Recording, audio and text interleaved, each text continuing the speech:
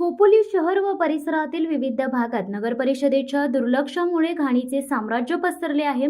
त्यामुळे शहरात मच्छर डासांचा प्रादुर्भाव वाढलाय। घाण, दुर्गंधी, अस्वच्छता जणू खोपोलीच्या पाचवीला पुजलेली आहे का, असा प्रश्न शहरवासी उपस्थित करीत आहेत। डास आणि अस्वच्छतेने खोपोलीकर त्रस्त झाले आहेत। जनता विद्यालय, शाळा, कब्रस्तान समोर तसेच रस्त्यावर अनेक ठिकाणी दररोज भरमसाठ कचरा टाकला जातो। या कचऱ्याच्या ढिगाऱ्यावर जंगली जनावरे, भटके कुत्रे, मोकाट जनावरे तोंड मारताना दिसून येत आहेत। शाळेसमोर घाण टाकत असल्याने शाळकरी विद्यार्थ्यांचे आरोग्य धोक्यात येत असल्याचे चित्र हे घाणीचे ढीग पाहिल्यावर दिसून येत आहे। या घाणीवर तोंड मारणारी जनावरे रस्त्यावर धावून वाहनांमध्ये येत असल्याने अनेक अपघात होत असल्याचे नागरिकांमधून बोलले जात आहे। खोपोली शहर स्वच्छ करण्यासाठी नगर परिषदेने कोट्यावधी रुपयांची ठेकेदारी दिली आहे। दररोज नगर परिषदेच्या घंटा गाड्या संपूर्ण शहरातील कचरा उचलण्यासाठी फिरत असतात। तसेच मुकादमच्या देखरेखीखाली व आदेशानुसार सकाळी पहाटेपासून कर्मचारी जागोजागी स्वच्छता करत असतात, तरी शहरात घाणीचे ढिगारे कसे दिसून येतात, असा प्रश्न उपस्थित होत आहे।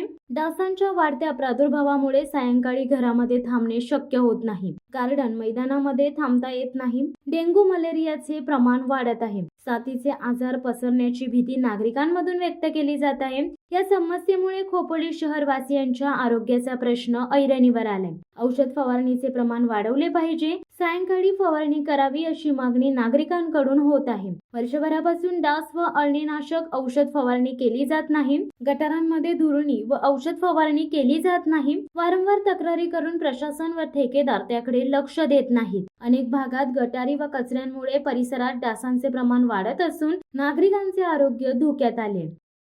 शिवसत्ता टाइम्ससाठी खलील सुर्वे, खोपोली। दे धडक बेधडक वृत्त देणाऱ्या आपल्या शिवसत्ता टाइम्स न्यूज चॅनलला लाल बटन दाबून सबस्क्राईब करा आणि बेल आयकॉनला क्लिक करायला विसरू नका।